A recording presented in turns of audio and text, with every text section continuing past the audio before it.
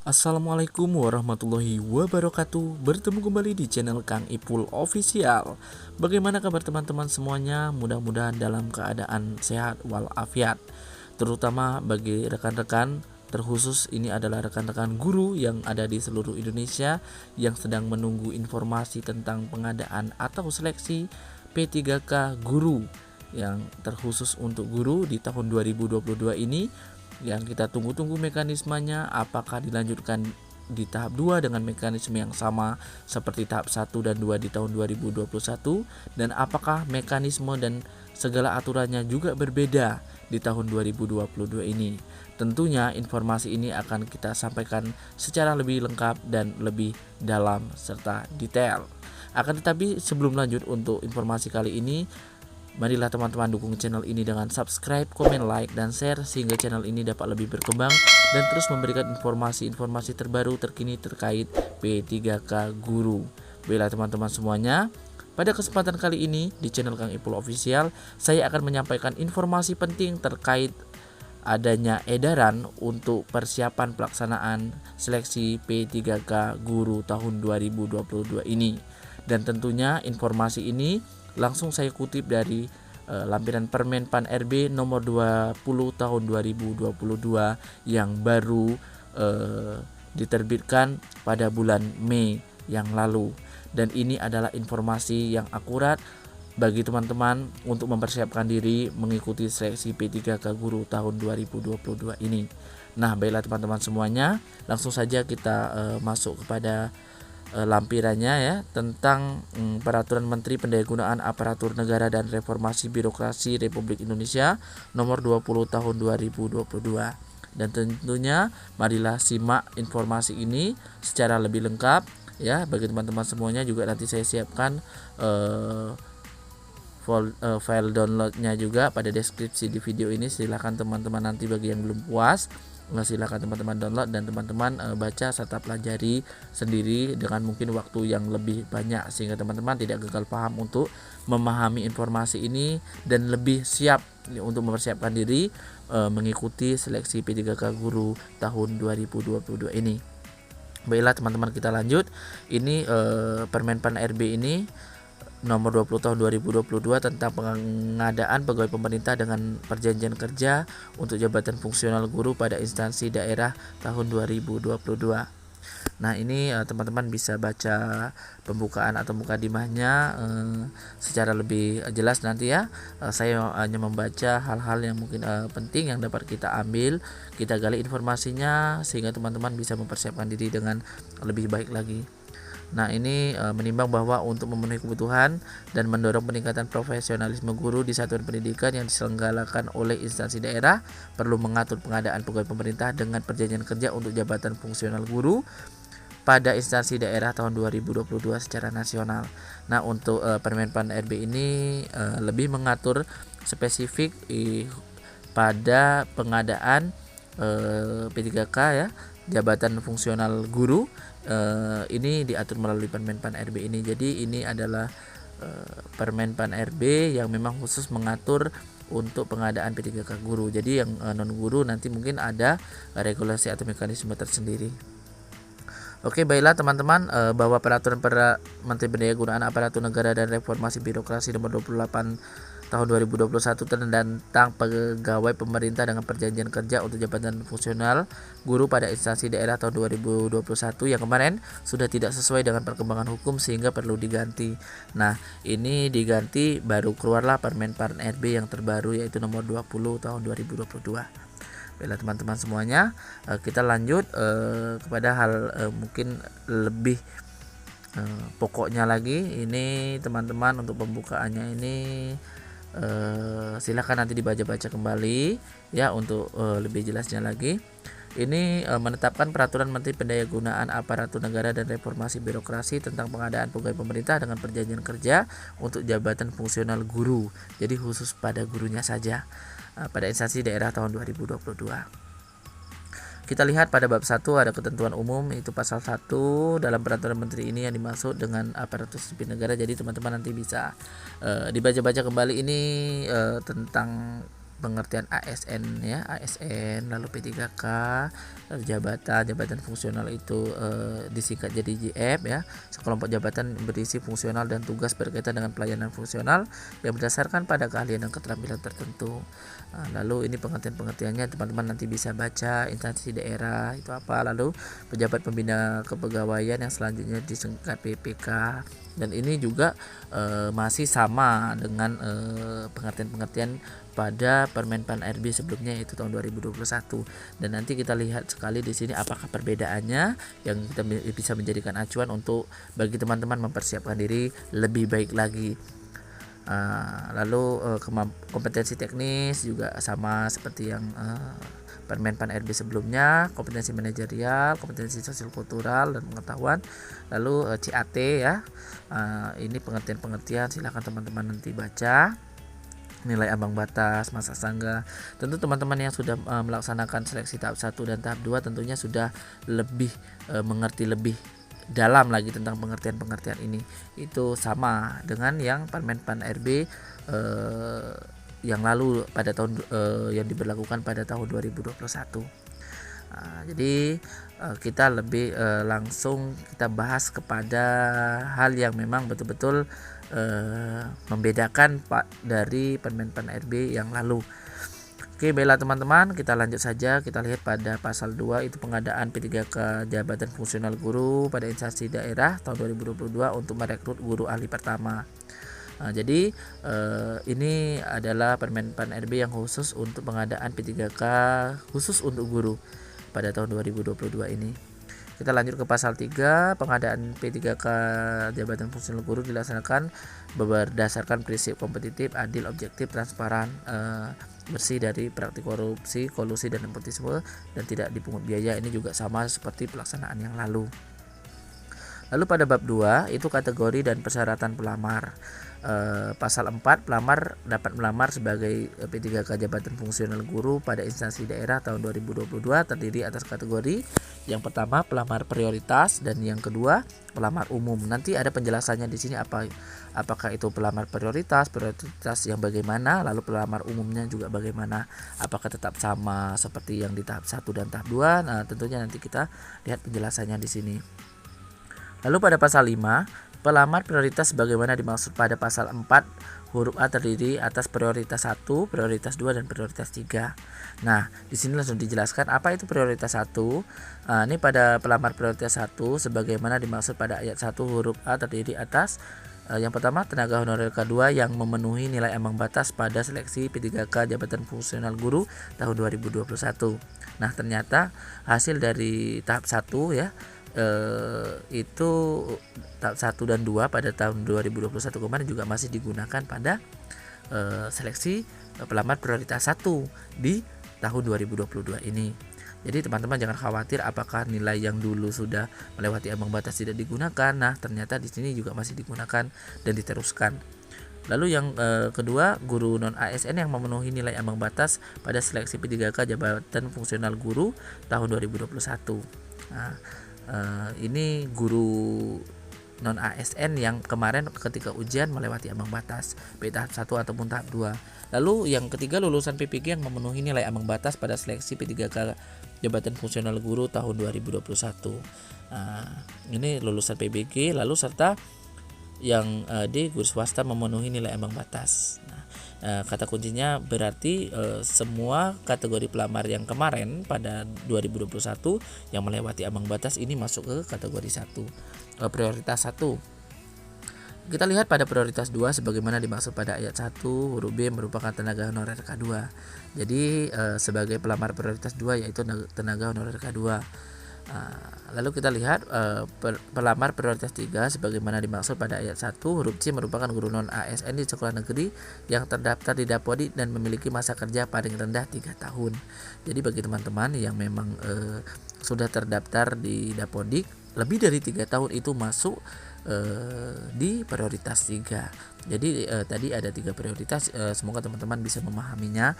Kira-kira teman-teman masuk di kategori yang prioritas yang mana. Kita lanjut pada pasal 6. Pelamar umum sebagaimana dimaksud dalam pasal 4 huruf B terdiri atas lulusan A, lulusan PPQ yang terdaftar pada database kelulusan PPQ di Kementerian Pendidikan, Kebudayaan dan Riset Teknologi. Lalu yang kedua, pelamar yang terdaftar di Dapodik. Ini termasuk kepada pelamar umum. Lalu kita lihat pada pasal 7, pelamar sebagaimana dimaksud dalam pasal 4 harus memenuhi persyaratan umum sebagai berikut. Jadi pelamar yang dimaksud pada pasal 4 harus memenuhi persyaratan sebagai berikut. Yang pertama, WNI, ya harus warga Indonesia. Lalu yang kedua, usia paling rendah 20 tahun dan paling tinggi 50 tahun pada saat pendaftarannya nanti. Lalu tidak pernah dipidana dengan pidana penjara berdasarkan putusan pengadilan yang berkekuatan hukum tetap karena melakukan tindak pidana dan pidana penjara 2 tahun atau lebih. Lalu tidak pernah diberhentikan sebagai PNS, P3K, prajurit TNI, kepolisian, lalu pegawai swasta dengan tidak hormat. Ini hampir sama seperti persyaratan umum yang pada tahun 2021 ya Bapak Ibu ya, tidak masuk kepada pengurus partai politik, memiliki sertifikat pendidik atau kualifikasi pendidikan yang paling rendah sarjana atau diploma 4 sesuai dengan persyaratan. Jadi minimal teman-teman tetap diberi persyaratan yaitu minimal S1 atau diploma 4. Lalu sehat jasmani dan rohani. Nah, ini biasanya dibuktikan nanti dengan surat keterangan. Lalu surat keterangan berkelakuan baik. Lalu persyaratan lain sesuai kebutuhan jabatan yang ditetapkan Menteri Penyalahgunaan Urusan Pemerintah di bidang pendidikan, Kemendikbudristek. Oke, baiklah teman-teman, kita lanjut kepada pasal 8. Selain memenuhi persyaratan umum sebagaimana dimaksud pada pasal 7, pelamar yang berasal dari pelamar penyandang disabilitas juga harus memenuhi persyaratan tambahan. Itu yang pertama, memiliki surat keterangan dari dokter rumah sakit puskesmas menerangkan jenis derajat kedisabilitasannya, lalu menyampaikan video singkat yang menunjukkan kegiatan sehari-hari pelamar dalam menjalankan tugas sebagai pendidik. Jadi khusus untuk disabilitas ternyata ada persyaratan yang lain ya, selain surat keterangan juga ada video yang video singkat menunjukkan kegiatan sehari-hari pelamar dalam menjalankan tugas sebagai pendidik. Mudah-mudahan ini bisa menjadi salah satu penunjang untuk prioritas teman-teman, bagi teman-teman yang tergolong disabilitas dapat terbantu dengan unsur penunjang ini. Oke, persyaratan bagi penyandang disabilitas sebagaimana dimaksud wajib melakukan verifikasi oleh panitia seleksi instansi daerah. Oke, ini panitia seleksi instansi daerah dapat berkonsultasi dan kepada dokter spesialis kedokteran okupasi dan atau tim penguji kesehatan. Oke, kita lanjut kepada pasal 9. Pelamar sebagaimana dimaksud dalam pasal 9 yang berstatus sebagai penyandang disabilitas rungu tidak dapat melamar kebutuhan P3K jabatan fungsional guru bahasa Indonesia atau jabatan fungsional guru bahasa Inggris. Nah, ini untuk tunarungu. Bagi teman-teman penyandang disabilitas daksa itu tidak boleh melamar ke jabatan fungsional guru, P3K pendidikan jasmani, olahraga, kesehatan. Lalu disabilitas tunanetra ya, bagi teman-teman semuanya tidak dapat melamar kebutuhan P3K pada jabatan fungsional guru, seni budaya, keterampilan. Nanti khusus untuk ini mudah-mudahan lebih spesifik dan pembahasannya lebih lengkap. Nanti coba kita kupas melalui channel, melalui konten yang memang khusus membahas ini. Nanti saya siapkan. Lalu pada bab 3 untuk panitia seleksi ini kita bahas sekilas saja karena memang ini bersama dengan pelaksanaan P3K yang tahun lalu ya. Ini tentang pelaksananya saja. Jadi teman-teman kira-kira kita lebih bahas lebih mendalam untuk kira-kira hal apa saja yang perlu kita persiapkan dan informasi yang berbeda dari pelaksanaan tahap 1 dan tahap 2-nya. Kita langsung masuk kepada ini, teman-teman nanti bisa baca ya kalau memang mau baca untuk pelaksananya kira-kira pihak mana saja ya. Jadi teman-teman bisa membaca lebih jelasnya lagi. Kita langsung lanjut saja kepada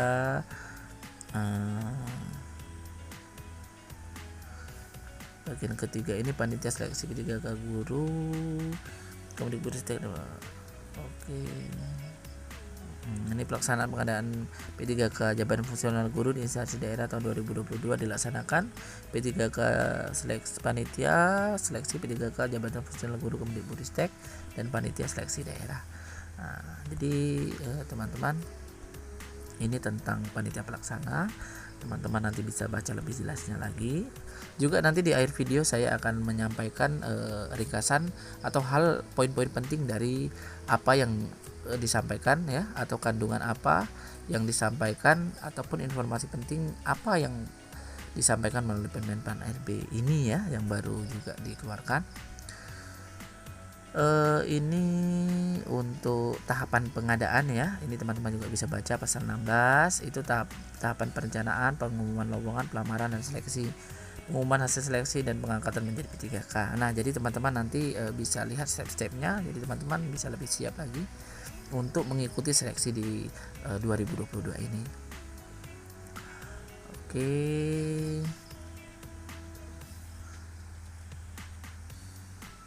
Nah, ini kalau untuk jadwalnya ya, kalau memang belum ada jadwal pasti ya, tetapi yang penting teman-teman update saja jadwal sebagaimana dimaksud pada saya disampaikan kepada menteri. Nanti mungkin masalah jadwal pelaksanaan juga nanti akan dirilis melalui kementerian ya, terkait tentang pelaksanaan P3K ini. Oke, baiklah teman-teman, ini teman-teman bisa baca juga sendiri. Nah, ini untuk pengumuman lowongan atau bagian ketiga, pengumuman lowongan pasal 21. Itu pengumuman lowongan P3K jabatan fungsional guru tahun 2022 sebagaimana dimaksud dalam pasal 16 huruf B dilakukan pasal 6 berdasarkan kebutuhan yang disampaikan panitia seleksi P3K jabatan fungsional guru, Kemendikbudristek dan panitia seleksi instansi daerah melalui SSC ASN. Nah, jadi teman-teman jangan sampai tidak update ini terkait tentang akun SSC ASN. Apakah nanti teman-teman harus mendaftar atau registrasi ulang atau bagaimana nanti ya. Mudah-mudahan pada Kemenpan RB ini juga disampaikan juga tentang mekanisme pendaftaran atau registrasi ulang. Jadi teman-teman bisa mempersiapkan diri karena memang ini betul-betul valid disampaikan melalui Kemenpan RB. Pengumuman lowongan sebagaimana dimaksud pada ayat 1 dilaksanakan selama 15 hari kalender. Nah, pengumumannya 15 hari, jadi teman-teman manfaatkan memang waktu itu untuk memilih ataupun memang kalau teman-teman bisa memilih tempat yang betul-betul peluangnya besar, ini ada waktu 15 hari kalender. Pengumuman lowongan dimaksud pada ayat 1 paling sedikit memuat nama jabatan, jumlah lowongan jabatan, unit kerja penempatan instansi yang membutuhkan sertifikat pendidik atau kualifikasi akademik yang ditetapkan oleh kementerian, diselenggarakan di bidang pendidikan, Kemendikbudristek, alamat dan tempat lamaran yang ditujukan, jadwal pelaksanaan seleksi, persyaratan pendaftaran yang harus dipenuhi, masa hubungan perjanjian kerja. Berarti langsung disampaikan sekali masa hubungan perjanjian kerjanya. Sepertinya kalau pada tahap 1 dan tahap 2 kemarin itu tidak ada sepertinya. Jadi ini kayaknya memang lebih siap lagi, lebih jelas di sini, lebih matang lagi apa yang disampaikan. Mudah-mudahan teman-teman ini menjawab kerisauan bagi teman-teman yang memang menunggu informasi pelaksanaan tahap 2 itu bagaimana mekanismenya. Jadi teman-teman silakan simak video ini dan nanti teman-teman juga bisa membaca juga. Panitia seleksi P3K guru, jabatan fungsional guru, Kemendikbudristek dan panitia seleksi instansi daerah juga mengumumkan lowongan sebagaimana dimaksud pada ayat 3 dengan menyampaikan tautan lowongan di SSC ASN. Nah, jadi teman-teman juga bisa mengakses di portal SSC ASN ya. Ini bagian keempat, pelamaran pasal 22. Pelamar yang telah memenuhi persyaratan sebagaimana dimaksud pada pasal 7 dan pasal 8 dapat melakukan pelamaran sebagaimana dimaksud pasal 16 huruf C pada satu jenis jalur kebutuhan P3K, jadi hanya satu saja. Pelamar sebagaimana dimaksud pada ayat itu hanya dapat melamar satu instansi daerah dan satu kebutuhan jabatan. Jadi teman-teman tidak boleh melamar dua instansi ataupun dua kebutuhan jabatan, yang tak boleh, memang ditentukan satu saja. Lalu dalam hal pelamar sebagaimana dimaksud pada ayat 1 diketahui melamar lebih dari satu instansi jabatan atau jenis jalur kebutuhan P3K atau menggunakan dua nomor identitas kependudukan yang berbeda yang bersangkutan dinyatakan gugur. Nah, jadi memang secara otomatis ya teman-teman akan terbaca nanti mungkin double data ya.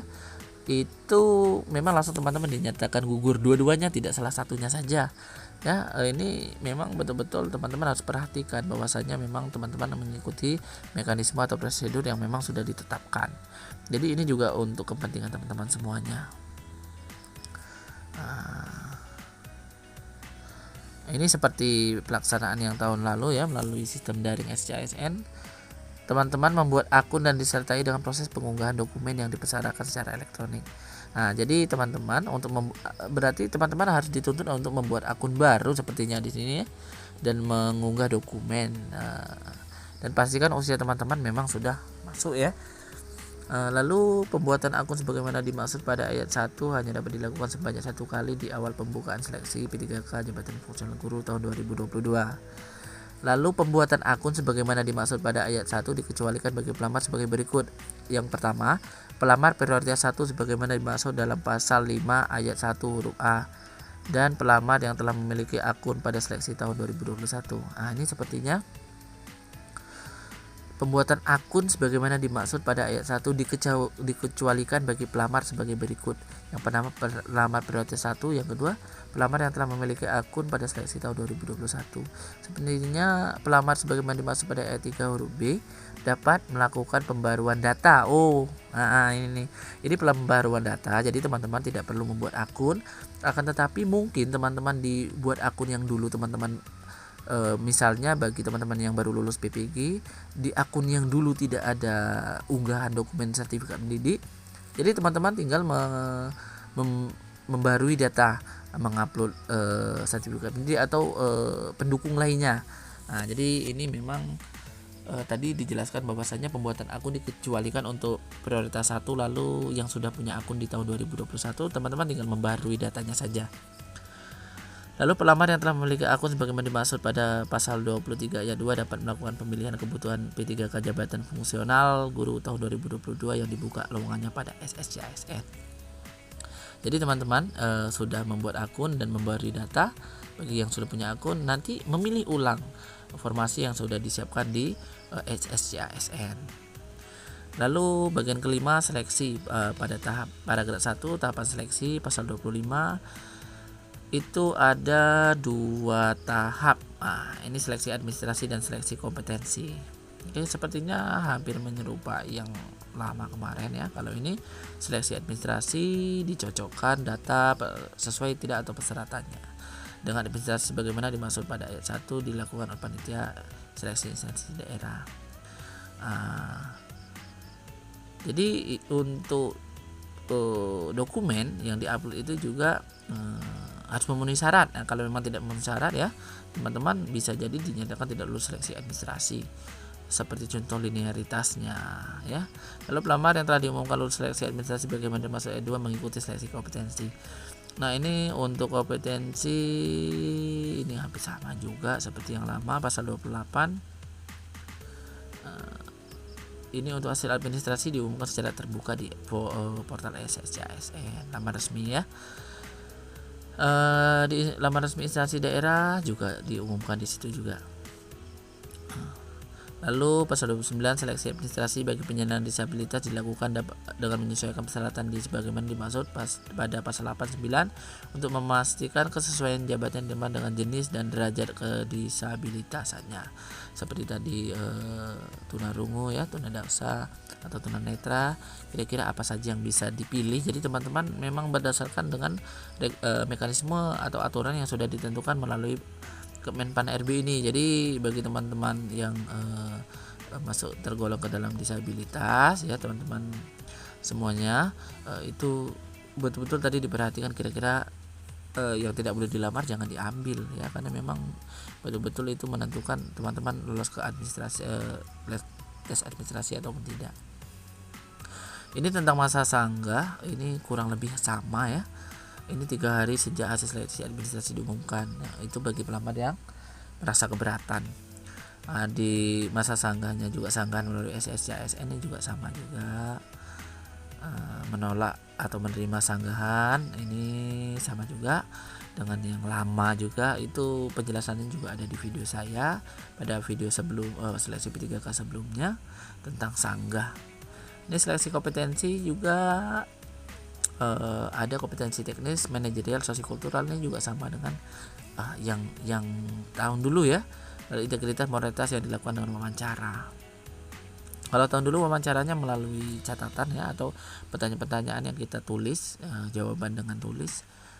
tulisannya menggunakan lisan. Ini sepertinya kurang lebih hampir sama juga, tapi nanti kalau seandainya mungkin ada perubahan akan disampaikan ya. Ini seleksi prioritas. Nah, ini yang perlu teman-teman pahami tentang di paragraf 5 ini pasal 32 tentang seleksi prioritas. Yang pertama, seleksi kompetensi bagi pelamar prioritas 1 menggunakan seleksi tahun 2021. Nah, itu prioritas 1. Lalu kompetensi pada ayat 1 terdiri atas kompetensi 1 dan seleksi kompetensi 2. Dalam hal pelamar sebagaimana dimaksud pada ayat 1 mengikuti seleksi kompetensi 1 dan kompetensi 2, hasil seleksi yang digunakan mengikuti ketentuan sebagai berikut. Yang pertama, apabila pelamar memilih jabatan yang sama pada seleksi kompetensi 1 dan kompetensi 2, maka dinyatakan lulus dengan menggunakan nilai akhir yang paling tinggi. Jadi kalau teman-teman pada kompetensi 1 dulu lulus tapi tidak dapat jabatan, lowongan mengisi jabatan, berarti teman-teman mengikuti tahap 2 akan dilihat mana yang nilai yang paling tinggi. Lalu apabila pelamar memilih jabatan yang berbeda pada kompetensi 1 dan kompetensi 2, maka dinyatakan lulus dengan menggunakan nilai akhir pada kompetensi 2 terlebih dahulu. Jadi akan dilihat nilai akhir kompetensi 2. Nah, seandainya kompetensi 1 dan kompetensi 2 berbeda jabatan ya, itu akan dilihat pada kompetensi 2-nya. Oke. Seleksi kompetensi bagi pelamar prioritas 2 dan pelamar prioritas 3 dilakukan dengan memilih nilai kesesuaian: A. Kualifikasi akademik, B. Kompetensi, C. Kinerja, dan D. Pemeriksaan latar belakang atau background check. Nah, ini penilaian kesesuaian sebagaimana dimaksud pada ayat 4 ditetapkan oleh Menteri dan penyelenggaraan urusan pemerintahan bidang pendidikan, kebudayaan, ilmu pengetahuan dan teknologi serta setelah mendapat persetujuan dari Menteri. Lalu pasal 33, pelamar prioritas wajib mendaftar pada sekolah tempat bertugas sepanjang tersedia kebutuhan yang sesuai dengan sertifikat pendidikan atau kualifikasi akademik yang dimiliki. Jadi teman-teman, pelamar prioritas ini diwajibkan mendaftar pada sekolah tempat bertugas. Akan tetapi masih ada tersedia kebutuhan. Tapi kalau saat ini sudah tidak tersedia, ya silakan teman-teman cari tempat yang memang masih membuka. Yang penting itu kualifikasi akademiknya atau sertifikasi pendidikannya itu memang linearitas antara kelulusannya dengan jabatan yang dibutuhkan. Dalam hal tidak tersedia kebutuhan yang sesuai dengan sertifikat pendidik atau kualifikasi akademik yang dimiliki pada sekolah tempat bertugas, pelamar prioritas dapat mendaftar ke sekolah lain yang masih tersedia kebutuhannya. Lalu pemilihan sekolah sebagaimana dimaksud pada ayat 1, ayat 2 merupakan permintaan pelamar untuk memilih tempat tugas apabila diterima sebagai P3K.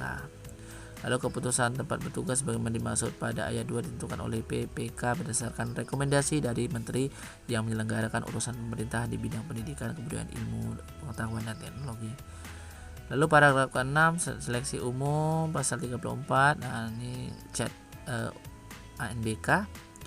UNBK ini seperti ujian yang sebelumnya ya, CAT ya. Computer Assessment Test. Pelamar umum sebagaimana dimaksud pada ayat 1 dapat melalui keputusan jabatan fungsional guru di seluruh sekolah wilayah Indonesia yang terpenuhi oleh pelamar prioritas. Yang belum terpenuhi itu dapat dipenuhi oleh pelamar umum. Lalu pasal 35, pelamar umum dinyatakan lulus jika nilai yang diperoleh memenuhi nilai ambang batas dan berperingkat terbaik. Oke, ini hampir sama juga, sama dengan yang kemarin untuk pemenuhan kelulusannya juga.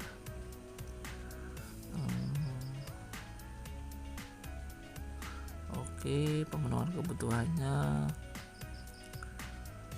ini sama. Nah, teman-teman bisa baca juga. Nanti saya juga sampaikan hal pentingnya atau ringkasannya. Penambahan nilai. Nah, ini untuk penambahan nilai pasal 38 kompetensi teknis bagi pelamar ini kurang lebih sama juga dengan yang sudah. Teman-teman bisa baca penambahan nilai dimaksud pada ayat 1 diperhitungkan sebagai nilai awal pada masing-masing seleksi kompetensi dan termasuk sebagai komponen penentu terpenuhi atau tidaknya nilai ambang batas. Ini masa sanggah. Ini sama masa sanggah seperti yang sudah masa sanggah hasil seleksi. Silakan teman-teman bagi yang belum memahami tentang masa sanggah, bagi teman-teman mungkin yang baru, teman-teman bisa lihat pada konten saya sebelumnya itu tentang sanggah. Jadi teman-teman tidak gagal paham tentang sanggah ya. Lalu pasal 41 dalam hal pelamar sudah dinyatakan lulus oleh P3K, oleh PPK maksudnya, tetapi di kemudian hari mengundurkan diri, dianggap mengundurkan diri karena dokumen tidak lengkap atau batas waktu yang ditentukan tidak terkumpul, terbukti bahwasanya kualifikasi pendidikan atau persyaratan lainnya tidak sesuai dengan yang ditetapkan, lalu meninggal dunia, ini PPK harus mengumumkan pembatalan kelulusan yang bersangkutan, harus diumumkan. Jadi teman-teman, nanti apabila nanti ada yang gugur atau dinyatakan gugur ataupun mungkin meninggal, tentunya ini akan diumumkan kembali ya oleh PPK. Nah, ini apakah memang nanti yang ranking keduanya yang diambil ataupun bagaimana ya, nanti mekanismenya juga akan disampaikan lebih jelas lagi. PPK dapat mengusulkan pergantian pelamar kepada Ketua Panselnas sebagai pengganti dengan melampirkan surat pengunduran diri dari yang bersangkutan, surat keterangan dianggap mengundurkan diri dari PPK atau surat keterangan meninggal dunia dari kepala desa, lurah, lalu kecamatan. Ini Ketua Panselnas memberikan usulan nama pelamar pengganti dengan mempertimbangkan rekomendasi dari panitia seleksi. Biasanya yang mungkin yang ketika yang ranking satunya sudah tidak terambil, mungkin lebih ke yang ranking 2 sepertinya. Lalu bagian ketujuh, pengangkatan menjadi PPK atau P3K. Yang pertama, ini pasal 42, pelamar yang dinyatakan lulus seleksi diangkat sebagai calon P3K. Pengangkatan calon P3K sebagaimana dimaksud pada ayat 1 ditetapkan dengan keputusan PPK instansi daerah. Yang ketiga, keputusan PPK instansi daerah sebagaimana dimaksud pada ayat 2 disampaikan kepada kepala BKN untuk mendapatkan nomor induk PPPK P3K. Jadi nomor induk P3K ya, atau NIP lah istilahnya. Penerbitan nomor NIP P3K sebagaimana dimaksud pada ayat 3 diterima oleh PPK instansi daerah paling lama 25 hari kerja sejak waktu penyampaian. Dalam hal calon P3K sebagaimana dimaksud pada ayat 1, mengundurkan diri, yang bersangkutan tidak boleh mendaftar pada penerimaan P3K untuk 1 periode berikutnya. Jadi teman-teman yang mengundurkan diri ini sepertinya dapat punishment, dapat hukuman, dapat skorsing itu 1 tahun periode ke depan tidak boleh, 1 periode berikutnya itu tidak boleh mengikuti seleksi karena dia mengundurkan diri bagi yang sudah lulus. Lalu pasal 43, P3K yang telah mendapatkan nomor induk P3K sebagaimana dimaksud pada pasal 22 ayat 3 melaksanakan tugas jabatan berdasarkan penetapan pengangkatan oleh PPK instansi daerah. Keputusan pengangkatan sebagaimana dimaksud pada ayat 1 dijadikan sebagai dasar dimulainya hubungan perjanjian kerja dengan instansi daerah. Jadi teman-teman bagi yang sudah lulus, itulah dasarnya ya untuk bekerja atau mengabdi sebagai ASN P3K. Mudah-mudahan teman-teman semuanya nanti dimudahkan untuk menjadi ASN P3K di tahun 2022 ini. Ini pendanaan, pengawasan dan pelaporan ini mungkin lebih ke pelaksana ini. Ini hubungan ketentuan lain-lain pasal 48 hubungan perjanjian kerja P3K sebagaimana dimaksud pada pasal 43 ayat 2 paling singkat 1 tahun dan paling lama 5 tahun serta dapat diperpanjang sesuai dengan kebutuhan masing-masing instansi daerah. Ini juga sama seperti yang tahun lalu. P3K telah diangkat sebagaimana dimaksud. Dalam pasal 43 ayat 1 diberikan gaji berdasarkan golongan gaji sesuai dengan ketentuan peraturan perundang-undangan dengan masa kerja 0 setelah perjanjian kerja ditandatangani. Golongan gaji sebagaimana dimaksud ayat 1 untuk jabatan fungsional guru ahli pertama dengan jenjang pendidikan yang dipersyaratkan sarjana atau diploma 4 ditetapkan pada golongan 9. Wow, ini kalah ASN PNS ini. Kalau S1 ya itu guru ahli pertama itu golongan 3A ya. Tapi kalau pada P3K ini golongan 9. Pasal 50 pelamar P3K jabatan fungsional guru tahun 2022 yang telah dinyatakan lulus yang usianya kurang dari 1 tahun dari batas usia pensiun jabatan pada saat pengangkatan, perjanjian hubungan kerja diberlakukan 1 tahun sejak pengangkatan sebagai P3K yang diberhentikan sebagai P3K setelah masa perjanjian kerja berakhir. Jadi kalau tinggal sisa 1 tahun menjelang pensiun, jadi memang sudah ditentukan kontraknya hanya 1 tahun saja. Oke, dalam hal pelaksanaan pengadaan P3K jabatan fungsional guru tahun 2022 dilakukan dalam situasi keadaan kahar, force majeure. Seluruh tahapan pengadaan sebagaimana dimaksud dalam pasal 16 dilaksanakan sesuai dengan ketentuan peraturan perundang-undangan. Nah, ini ketentuan peralihan pada pasal 52. Pada saat peraturan peneliti ini berlaku, pengangkatan calon P3K hasil seleksi P3K guru tahap 2021 tetap dilaksanakan berdasarkan peraturan menteri pendayagunaan aparatur negara informasi birokrasi tahun 2000 nomor 28 tahun 2021 tentang pengadaan pegawai pemerintah dengan perjanjian kerja untuk jabatan fungsional guru pada instansi daerah tahun 2021. Jadi bagi teman-teman yang sudah lulus dan tinggal menunggu pengangkatan tahun 2021 itu mengacu atau menggunakan Kemenpan ARB ya nomor 28 tahun 2021 yang lalu, dan mudah-mudahan teman-teman bagi yang belum diangkat segera diangkat, amin ya rabbal alamin. Ketentuan penutup ini oke, 54 peraturan menteri ini berlaku pada tanggal yang diundangkan. Tanggal yang diundangkan, oke, ini diundangkan di Jakarta tanggal 23 Mei 2022. Jadi belum lama ya. Ini oleh Bapak Menteri Pendayagunaan Aparatur Negara Menpan RB Bapak Cahyokumolo. Lalu di situ ada Menkumham ya. RI Bapak Yasona Lauli. Nah, ini juga ditandatangani oleh Kabiro Sumber Daya Manusia Organisasi dan Hukum Kemenpan RB Ibu Sri Rezeki Nawang Sasih. Oke, bagilah teman-teman semuanya, ini adalah sekilas tentang pelaksanaan isi dari Kemenpan RB nomor 20 tahun 2022. Jadi teman-teman mungkin masih juga bingung karena saya juga mungkin ya terlalu cepat menyampaikan. Jadi nanti selain ini saya juga siapkan video yang pembahasan secara khusus seperti tadi disabilitas, tentang prioritas, yaitu nanti akan saya bahas secara lebih jelas. Tetapi teman-teman juga harus memahami garis-garis besar tentang Kemenpan RB yang ini, karena memang ini dasarnya sekali. Jadi sebelum saya tutup teman-teman ya, langsung saja saya akan menyampaikan sebuah kesimpulan dari Kemenpan RB ini ya, atau poin-poin terpentingnya. Di sini nih saya sudah siapkan poin penting dalam Permenpan RB nomor 20 tahun 2022. Di kesimpulannya, pelamar P3K Guru 2022 terbagi dua kategori, pelamar prioritas dan pelamar umum. Jadi kira-kira teman-teman masuk yang mana? Teman-teman harus sudah mempersiapkan ya posisinya di mana, prioritas atau umum. Lalu mekanismenya teman-teman pahami. Yang termasuk kategori prioritas adalah prioritas 1, tenaga honorer K2 yang memenuhi nilai passing grade ya pada seleksi P3K Guru tahun 2021. Lalu guru non ASN yang memenuhi nilai passing grade pada seleksi P3K Guru tahun 2021. Lalu lulusan PPG yang memenuhi nilai passing grade pada seleksi P3K Guru tahun 2021, dan guru swasta yang memenuhi nilai passing grade pada seleksi P3K Guru tahun 2021.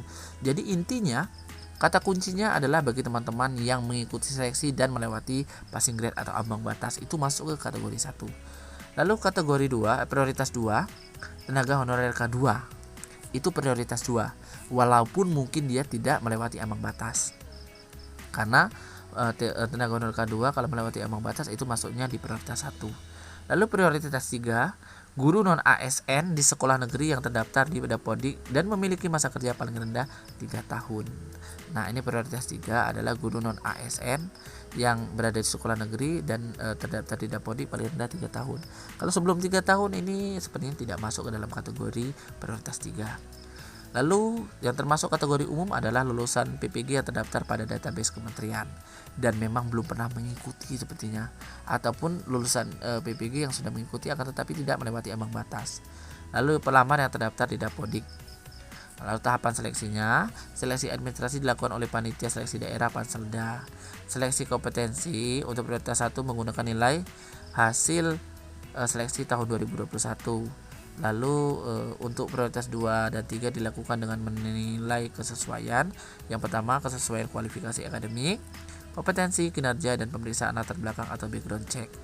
Untuk pelamar umum menggunakan sistem CAT UNBK. SK P3K berlaku minimal 1 tahun dan maksimal 5 tahun dan dapat diperpanjang sesuai dengan kebutuhan masing-masing daerah. Nah, itu adalah inti dari penyampaian Kemenpan RB ya, Kemenpan RB nomor 20 tahun 2022. Mudah-mudahan teman-teman semua yang mempersiapkan diri atau mau mengikuti seleksi P3K guru tahun 2022 ini mekanismenya atau pokoknya sudah ada, jadi teman-teman bisa mempelajari dan mempersiapkan diri lebih jauh sehingga teman-teman bisa mempersiapkan diri dengan sebaik mungkin, dan teman-teman memang sangat siap untuk mengikuti seleksi dan segera diangkat P3K guru tahap 2 nantinya ya. Jadi mudah-mudahan teman-teman sedikit sebanyak sudah memahami ini, dan bagi teman-teman yang mau membaca dan memahami lebih dalam lagi silahkan nanti teman-teman download, linknya ada di link deskripsi video ini. Dan mudah-mudahan informasi ini membantu teman-teman semuanya.